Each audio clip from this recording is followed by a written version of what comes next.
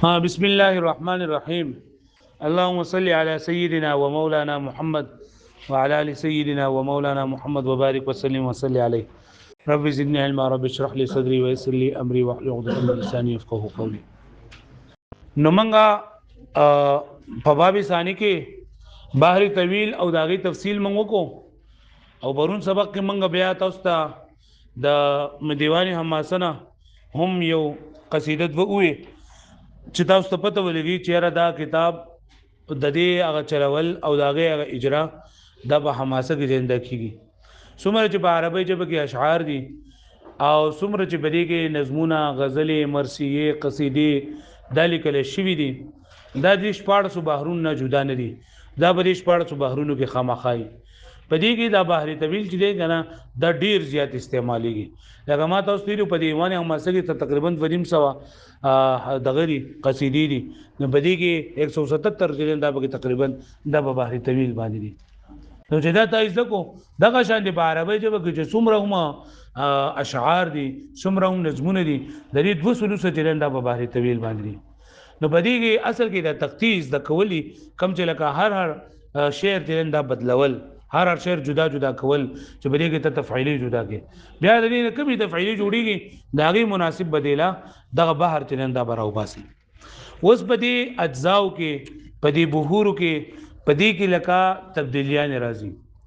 نو بدی کې چې کومه تبدیلیان راځي دوه قسمه تبدیلی راځي، یو ته زحاف ویل کېږي او یو ته علت ویل کېږي. یو ته زحاف ویل کېږي بل ته څه ویل کېږي؟ علت ویل کېږي. نو موږ اول مقدمه ویلا، بیا د مقدمه نه موږ وی چې په دې کتاب کې یو مقدمات و بابونه یو خاتمه وي. نو مقدمه موږ ویلا، په مقدمه کې موږ درس ذکر شو د احرف التقطيع. جو احرف التقطيع څه ته ویل کېږي چې داغي نه څه جوړيږي؟ تفعیلی ته جوړيږي. څه ته جوړيږي؟ اجزاء ته جوړيږي، تفاعل ته جوړيږي، مفاعل ته جوړيږي. هغه حروف دي لس حروف دي چې مجموعي لمعت سيوفنا ده. او د دې نه چې کومه تفعیلی جوړيږي ټوټل په علم العروض کې څو تفعیلی دي؟ بهور شپاړس دي. اتا لفظن دي او حکمن چې انداسوري حکمن لستی چې پدې کې دوا خماسی دي او اته بګي سباعي دي او څلور بګي اصول دي او شپږ بګي فروع دي. بیا موږ ویلو چې سبب خفیف څه ته وایي، سبب ثقيل څه ته وایي. سبب خفیف څه ته وایي؟ چې په دوو کې اولنې متحرک او دویم او سبب ثقيل څه ته وایي؟ وته دي مجموع څه ته وایي؟ چې درې حروف راغلي وي او پرې کې لاولنی دوا او اخرنه ساکن وي. او وته د مفروق څه ته وایي؟ چې پرې کې اوله دوا حروف پرې کې منځنه ساکن وي او دوا پکې څه وي؟ متحرک وي. فاصله صغرا څه ته وایي؟ او فاصله کبرا چې پنځه حروف راغلي او لې څلور بګي متحرک وي اخرنه بګي. بیا موږ وی چې دا سبب وته دا چې یو ول تر راجم شي نو د دینه تفعیلی جوړیږي دا تفعیلی دا مقدمه و. بیا موږ چې په دې کتاب کې دوه بابونه دي. اولنې باب چې نه دا د زعاف او د علل په اړه کې لري او دا دویم چې دا د بحور په اړه کې لري. نو موږ هغه دویم باب شروع کړو، پای کې موږ صرف یو بحر وی. اوس بیا موږ واپس رالو د القاب او زحاف ته دا زحاف او علل. نو بنن سبق کې بمنګا د زحاف په اړه کې چرنده خبره وکاو. دا سبق په 15 نمبر پیج باندې زموږ په کتاب کې او الباب الاول فی القاب الزحاف والعلل. ما ته فکر دی کنه دی ګور الاول بمنګ دا په دې کې د زحاف تعریف کوي چې زحاف څه ته وایي. چې دا زحاف ختم شي لاغې نه پس بیا علت شروع کین او علت بیا التوایو. نو الاول زحاف تعریف ده. زحاف څه ته ویل کېږي؟ په دې کتاب کې په خپل باندې لیکل لري تغییر مختص بثواني الاسباب مطلقا بلا لزوم. تغییر مختص بثواني الاسباب مطلقا بلا لزوم. ما ته ګورئ تغییر ویل کېږي بدلوالی تا، مختص ویل کېږي خاص کړل شوی بثواني الاسباب. اسباب د سبب جمع ده او زه دا سبب نه پیژنم. به سبب څه ته وایي؟ چې دوه حروف کې او د سبب څو قسمونه دي؟ دوا. کم دي؟ سبب خفیف او سبب نو ګوره ماته کتاب ته مګوره ماته ګوره زحاف څه ته وایي؟ تغيير مختص بثواني الاسباب مطلقا بلا لزوم. چې دا زحاف دا هغه تبدیلی ته ویل کېږي چې د ثاني سبب سره خاص وي، چې د ثاني سبب سره مطلقاً دا معنی ده، مطلقاً دا معنی ده برابر خبره ده که سبب خفیف وي او که سبب ثقیل وي. خو چې سبب وینو که سبب خفیف وي او که څه وي. او دویمه د مطلقاً دویم مطلب دا دی که په حشوه کې راغلی او که په عروضو کې راغلی او که په ضرب کې راغلی. پوه شو مې دې معنی؟ د مطلقاً څه معنی ده؟ دو معنی دي چې که په حشوه کې راغلی او که په څه کې راغلی، په عروضو کې او که په ضرب کې راغلی، او که چرته سبب خفیف او که ثقیل وي. تغییر مختص بثواني الاسباب مطلقاً ټکی باندې پوه شوي چې دا هغه تغییر ته ویل کېږي چې د ثاني سبب سره خاص وي. برابر خبره ده که سبب خفیف او که څه وي، او برابر خبره ده که په حشوه کې او که په الګ حشوه زنه پیژنم بھائی د اخرنی جز نه علاوه د وی کرخه د مصری د اخرنی جز نه علاوه د نور د سوی حشوه او د اولنی جز اخرنی حصے ته سوی او د دویم جز اخرنی حصے ته سوی ضرب وي. او بلا لزوم مطلب دا دی، بلا لزوم مطلب دا دی چې دغه تبدیلی پتا باندې لازم نه ده. مطلب د سیګون کې دی شي چې په یو تفعیله کې تا تبدیلی وکړه، په یو کرخه کې دی وکړه، په دویمه کې دی نه ده کړې، په دریمه کې دی نه ده کړې، په څلورمه کې دی نه ده کړې، په پنځمه کې دی نه ده کړې. په خلاف د علت نه چې په علت کې دی یو پیره تبدیلی وکړه نو بیا په ټولو تفعیلو کې بلاندې راکوځي، په ټولو بیتونو کې راکوځي. نو په زحاف کې په علت کې دا فرق دی. نو تغییر دغه څه ته ویل کېږي زحاف هو تغییر مختص بثواني الاسباب مطلقا بلا لزوم. چې دا هغه تغییر ته ویل کېږي چې د ثاني سبب سره خاص وي. د څه سره خاص وي؟ ثاني سبب څه ته ویل کېږي؟ د سبب د دې دویم حرف سره. ثاني سبب څه مطلب دی؟ برابر خبره ده که سبب خفیف او که سبب خفیف او که سبب ثقیل وي. او مطلقاً د مطلقاً مطلب دی. او بلا لزوم مطلب څه دی؟ لکه دا خبره به دا لازم نه ده چې په یو تفعیله کې د زحاف وکړو نو دغه ټولو بیتونو کې بیا زحاف پکې. خدا خبره په علت کې شته چې په علت کې دی په یو کې دی علت وکړو نو په ټولو کې بیا معلول علت پکې. په دې باندې پوه شو تاسو؟ یاره که ذهن کار کوي نو اوس دا خبره ده چې موږ دا وی کنه چې زحاف هغه تغییر ته ویل کېږي چې ثاني سبب سره خاص وي. نو په سبب کې د اولنی حرف سره په دې کې به زحاف کېږي، په دریم کې به کېږي، په پنځم کې به کېږي، په شپږم کې به کېږي. پوه شو په دې باندې؟ نو یې الزحاف تغییر مختص. اوس کتاب ته وګورئ.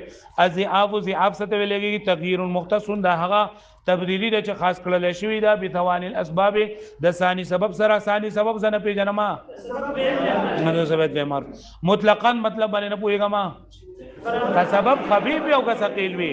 او دویم نمبر مطلب سره که په حشوه کې او پس کې بلا لزوم چې دا پتا باندې لازم نه دي، چې پتا باندې لازم نه دي چې په یو کې دی وچلو په ټولو کې بیا لازمه. دا خبره به لازم نه ده. ولا يدخل الاول او نه به داخليږي دا زحاف اولنی حرف کې. ولې؟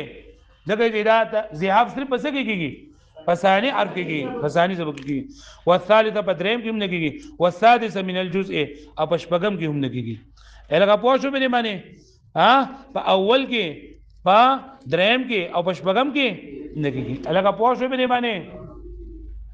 لکه شپږم هم د تفعیل الاولنی دغه کنه سبب خفیف لکه مفاعیل نو بریږي د شپږم نمبر چې دا هم دغه سره د کېږي. الګا پوه شوي؟ دا اولنې او زکه چې دا سبب اولنې ټکې ده، ثالث زکه چې دا به یا سبب وي یا به وتد وي یا به د وتد دریم حرفي بدیګم لګيږي.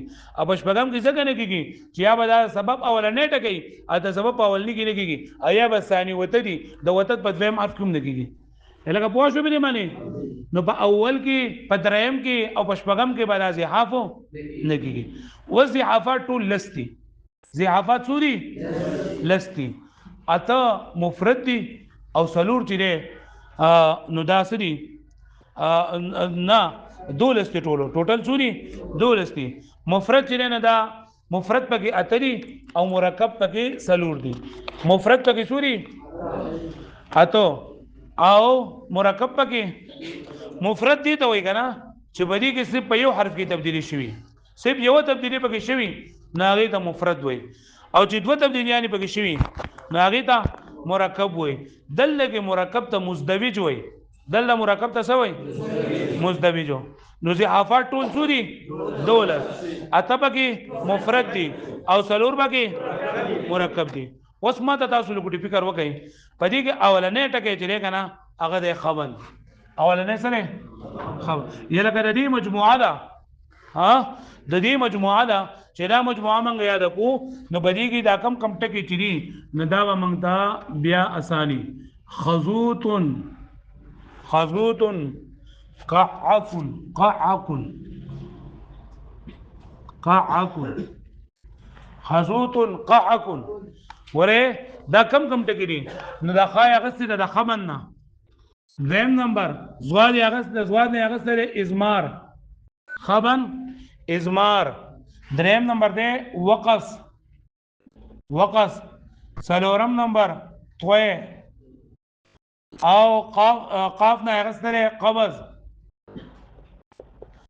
او د عین نه اغست عصب او د بل عین نه اغست عقل او بل کف.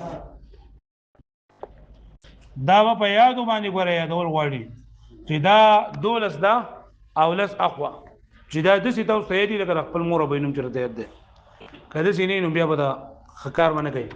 خزوتن قاعقن خزوتن قاعقن خبن ازمار وقص طوی خبن ازمار وقص طوی خبن ازمار وقص طوی. دا په دې ترتیب باندې یاد وي ښا خبن ازمار وقص طوی او بیا قبض عصب عقل کف قبض عصب عقل کف.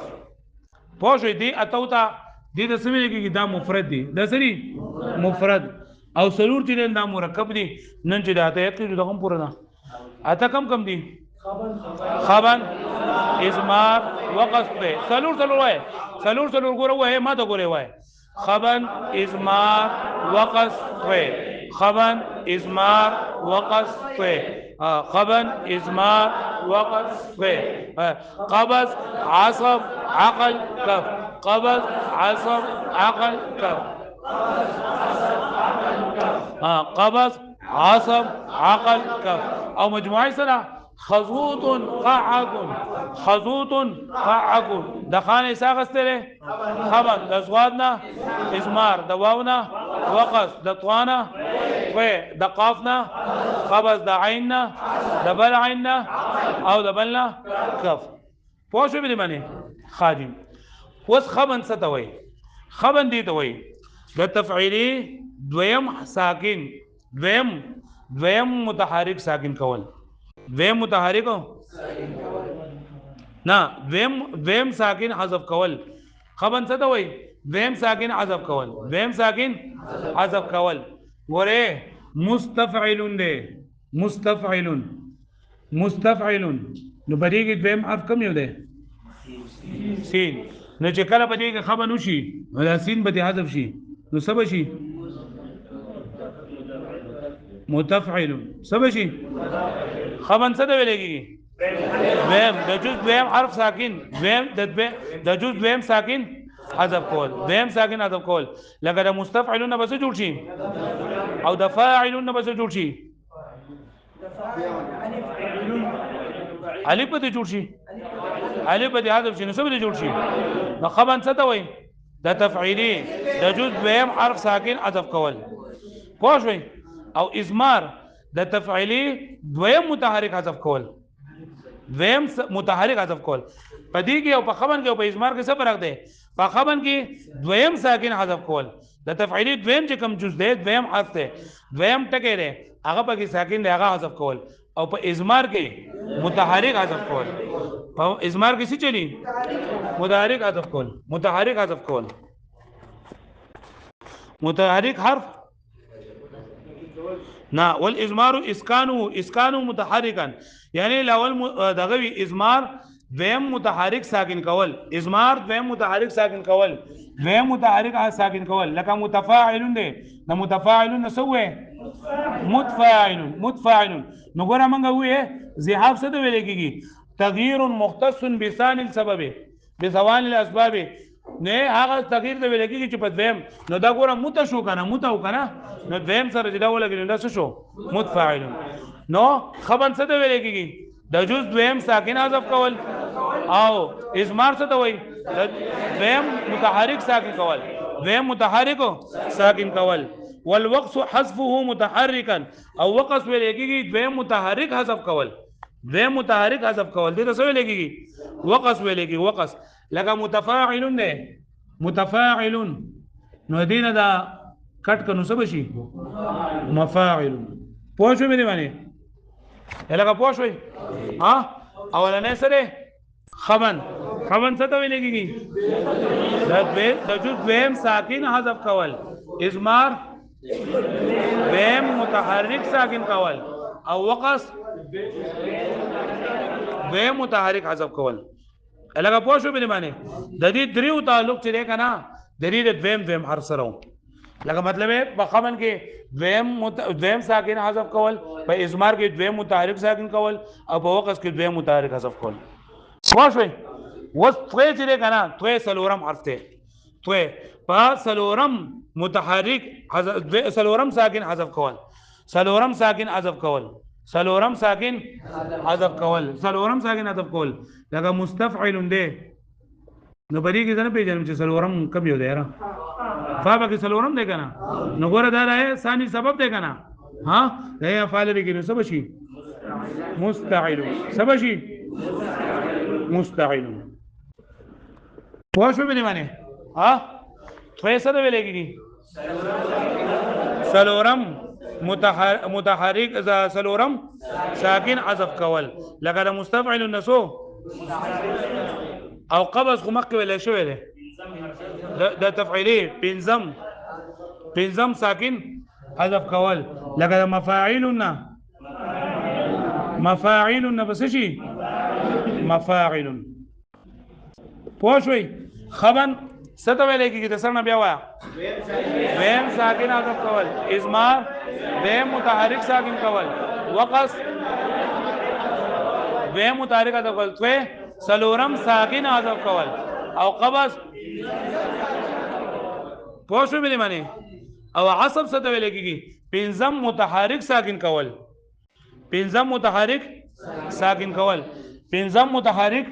ساکن کول لکه مفاعلتون دی پدې کې ما د پنځم نمبر ټکی نه ښکاري 1 2 3 4 څه شی پکې دی لام د دې نه بس جوړ شي مفاعلتون سبا شي مفاعلتون نو دا قبض کې سره قبض کې پنځم ساکن حذف کول او په عصب کې پنځم متحرک ساکن کول او په عقل کې دا پنځم متحرک غورځول پنځم متحرک حذف کول لکه یې مفاعلتون دی نو دې نه بس جوړ شي مفاعتون سبا دي جوړ شي نو ګوره د دې دریو تعلق هم د پنځم ټکی سره دی لکه څنګه چې د لاولني دریو تعلق دا نو سره پوه شو بلی معنی او اخرانه چې کف ته کف ویل کېږي حذف سابعه ساکنا وم ساکن حرف حذف کول وم ساکن حرف لکه مفاعل کې ما ته پته نشته چې وم نمبر به څه شي بھائی نو دې نه بس جوړ شي مفاعل دا به چی پوره ده پوره منغوي لاول منغا دغه تعریف کو د زحاف چې تغییر مختص بثواني الاسباب مطلقا بلا لزوم بیا منغوي چې دا زحافات لنو ټول سوري دولس دي اتبه کې مفرد دي او سلور به سری دا ولنه خبن څه ته ویل کېږي دویم ساکن حذف کول لکه مستفعل نه بس جوړ شي متفعل ازمار څه ته ویل کېږي متحرک ساکن کول لکه متحرک دویم متحرک ساکن کول لکه متفاعل او دریم نمبر وقص دویم متحرک حذف کول سلورم نو ګوره د لاولني دریو تعلق د یادول لپاره اسانه خبر ده د لاولني دریو تعلق د دویم حرف سره ده د سلورم تعلق د سلورم سره ده او بیا د 5 7 تعلق د پنځم حرف سره ده او د اخرنی تعلق د سوم سره ده وم سره تاسو بل کتاب کې وګورئ به وسو دا نور خو ما وی کنه فالمفرد ثمانیه وګوره ولې دو زما په کتاب کې سوله پیدا بیا وای مونږ ته په معلومه فالمفرد ثمانیه او د دې وای مفرد اته دي ها مفرد څه ته ویل کېږي چې بدی کې یو قسم تبدیلی شي وس بل کدا ګوره یو تبدیلی ده کنه په یو کې یو ده وس دا مزدوج من وای مرکب نو بای کې بدبد تبدیلی یعنی کې سبا سبق من چلو فالمفرد ثمانیه الخبن حذف ثاني الجزء ساکنه و دې چې زما دا قسط نه یوري درې کنه نو زه به تعالی 1 لک روپے درکم په کتاب باندې پوښوي ګوره ورته حذف ثاني الجزء ساکنه دویم جزء ساکن کول دویم جزء ساکن کول والازمار اسکانه متحرکا